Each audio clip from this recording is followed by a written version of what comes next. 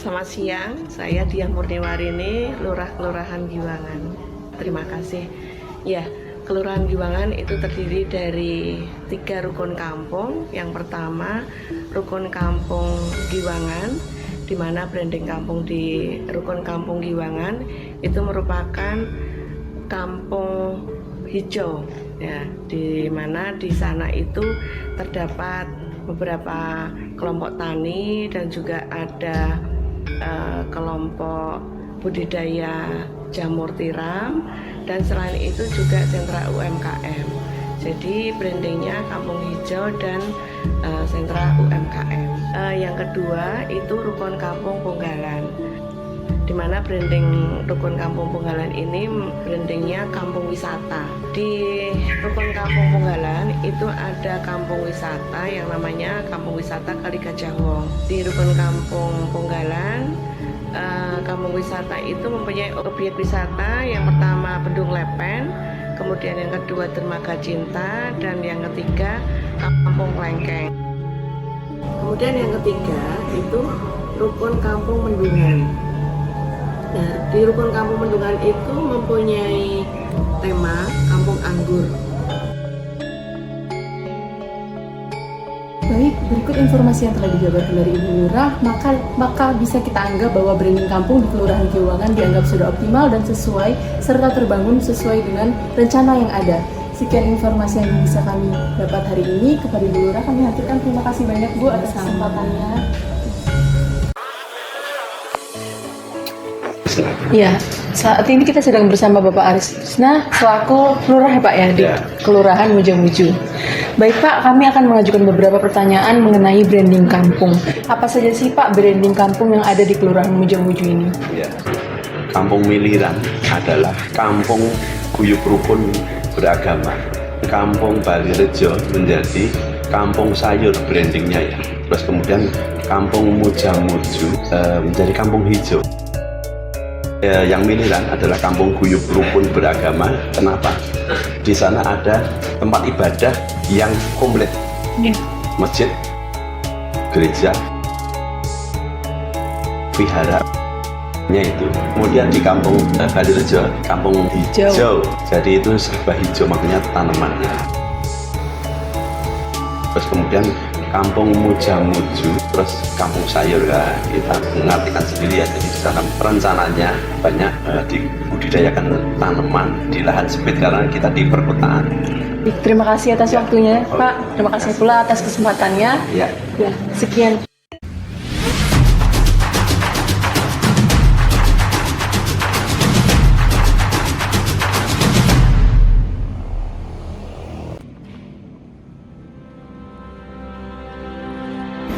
Jadi tema besar Kelurahan Warungboto adalah mengangkat dunia pariwisata di Kelurahan Warungboto ya.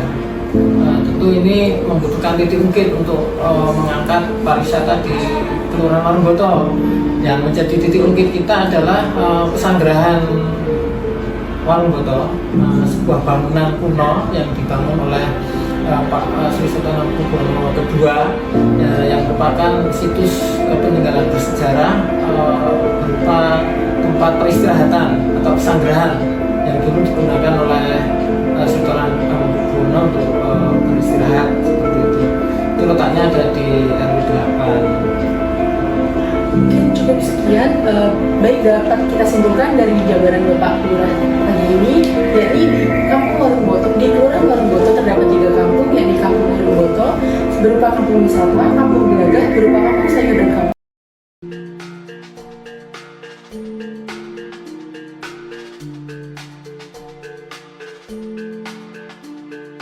Kelurahan Serosutan, salah satu dari 7 kelurahan di Kementerian Umbul Harjo, Kota Yogyakarta. Kelurahan Serosutan terdiri dari 2 kampung yang termaktub dalam peraturan wali kota yang ada secara formal, yaitu Kampung Nitian dan Kampung Sorosutan. Kampung Nitian dan Sorosutan memiliki branding kampung masing-masing, yaitu Kampung Nitian dengan branding kampung santri, kuliner, dan kerajinan atau Kampung Sakura. Sementara Kampung Sorosutan dengan branding Kampung Niaga. Sesuai dengan master plan kami yang telah disusun beberapa waktu yang lalu, tahun 2021, Sorosutan memiliki cita-cita atau memiliki usulan untuk mengembangkan jumlah kampung yang ada di Kelurahan Sorosutan yang tadinya 2 menjadi 7 atau bertambah 5 kampung lagi. Yang tadinya Nitian dan Sorosutan kita akan kembangkan menjadi 7. Yang pertama yaitu Kampung Ngelak Mulyo, kemudian Kampung Tungkak, kemudian Kampung Sorosutan, Kampung Sidokabul, Kampung Sorogenen, Kampung Nitian, Kampung Wirosaban. Jadi masing-masing juga sudah punya brandingnya masing-masing. Kampung Ngelak Mulyo dengan branding kampung wisata berbasis anak. Kemudian Kampung Tungkak sebagai kampung kesenian.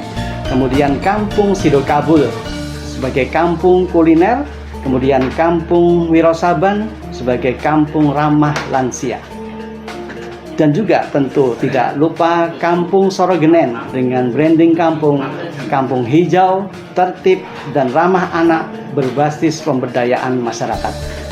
Terima kasih. Wassalamualaikum warahmatullahi wabarakatuh.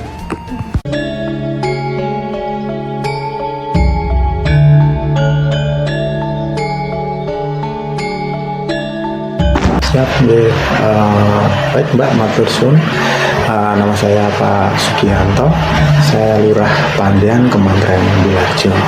Ini untuk Pandian ini punya konsep yaitu pengelolaan lingkungan, kesehatan lingkungan, kemudian edukasi guyub rukun, peduli berbagai serta melestarikan warisan budaya, mewujudkan kenyamanan masyarakat di Kampung Pandian. Kemudian yang Kampung Gambiran ini punya konsep besar pengelolaan lingkungan hidup, kegiatan yang menonjol dan telah mengukir berbagai prestasi di Kampung Gambiran di samping kegiatan seni budaya.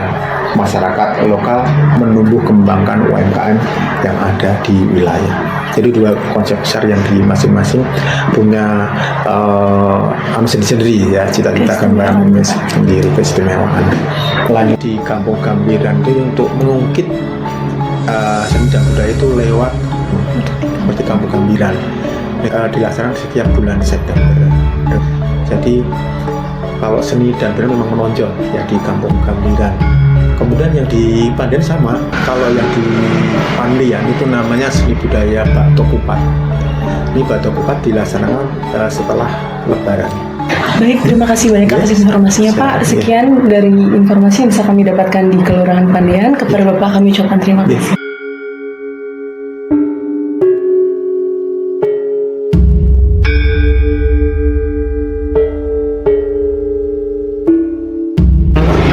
Assalamualaikum warahmatullahi wabarakatuh.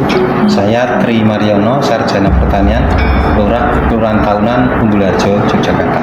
Jadi Kelurahan Tahunan ini adalah sebagai rintisan kelurahan budaya, juga sebagai kelurahan wisata Kampung Tahunan, Kampung Celeban, juga di Tempel Wiro. Baik, kalau untuk titik ungkit yang berada di daerah mana, di Kampung Celeban, di sana ada beberapa perkumpulan, yaitu sekolah Dalang Cilik, kemudian ada kelompok seni karawitan gitu.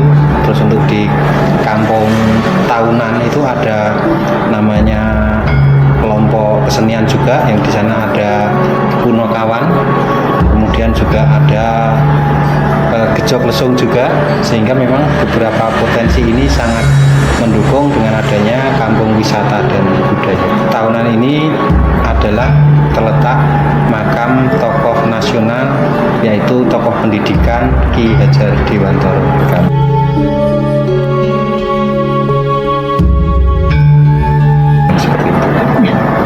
Baik, terima kasih banyak Pak atas kesempatannya. Begitulah informasi yang bisa kita dapatkan mengenai branding kampung di Kelurahan Tahunan. Sekian, terima kasih.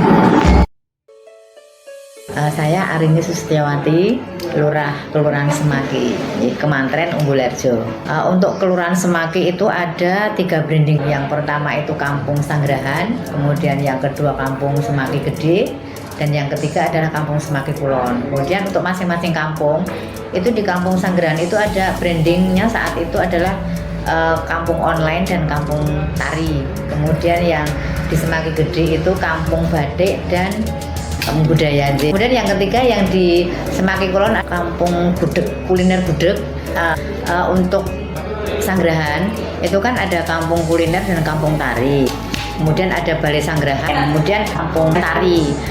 Tapi yang sudah dikemas, di branding itu ternyata berjalannya belum sesuai dengan yang diinginkan. Kalau mungkin yang online mungkin ada sudah sebagian tapi belum maksimal. Kemudian yang kampung literasi juga berjalan juga.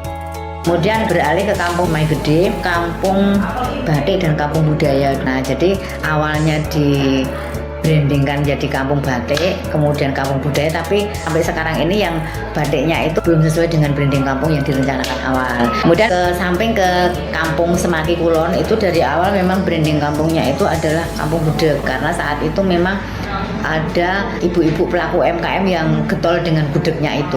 Kemudian dari branding kampung yang ada di tiga kampung itu kan ada titik ungkit itu berada di depan Kelurahan Semaki.